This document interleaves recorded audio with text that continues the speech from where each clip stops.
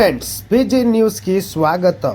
Kuwait న్యాయమూర్తి Khalid all తహౌస్ అధ్యక్షతన ఉన్న క్రిమినల్ కోర్టు దేశం వెలుపల పనిచేస్తున్న అంతర్జాతీయ మాదక ద్రవ్య అక్రమ రవాణా నెట్వర్క్లో పాల్గొన్నందుకు 2 భారతీయ ప్రవాసులకు మరణశిక్ష విధించింది. అంతకుముందు అంతర్గత వ్యవహారాల మంత్రిత్వ శాఖ ఈ నెట్వర్క్ను లక్ష్యంగా చేసుకొని ఒక ప్రధాన భద్రతా ఆపరేషన్ను ప్రకటించింది.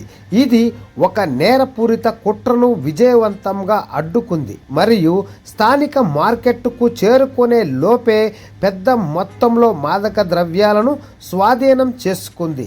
కైఫాన్ మరియు షువేక్ నివాస ప్రాంతాలలో అనుమానితులుగా drug controller general department arrest చేసింది.